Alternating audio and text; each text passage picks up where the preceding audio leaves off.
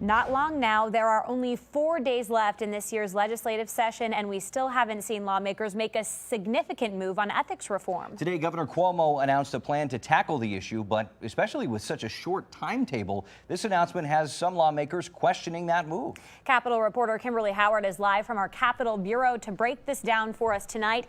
Kimberly, the governor called out independent advocacy groups working with political candidates to win elections. Yeah, that's right, Ann and Cody. A practice that's technically not legal. Still, it happens because, according to the governor, existing laws need clarification. Today, he announced new legislation and laid out a list of red flags that those who police state election law can look to make sure that elections aren't bought or sold.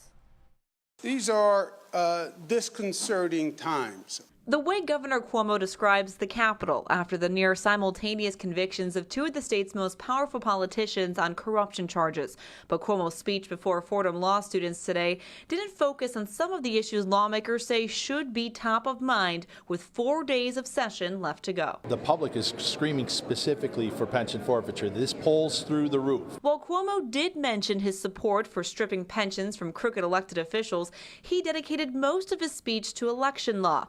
He says he's working with the legislative leaders in both houses to toughen the regulations on so-called independent expenditure committees, which he says sometimes unlawfully coordinate with candidates to help win elections. And you've seen those abuses both by corporations and by unions. Assemblyman Dan Stack is wondering why this new ethics legislation is being proposed now. Where were these ideas in February, in March, in April? Here we are now towards the end of session. The governor throws this out. It's very likely that these things won't happen because we're at the end of session. The governor has spent time pushing a menu of proposals to close the so-called LLC loophole, and he's also been advocating a plan to limit outside income. He says the legislator can tackle all of that along with his newer ethics reform. They have plenty of time, and they can lead this effort to reform.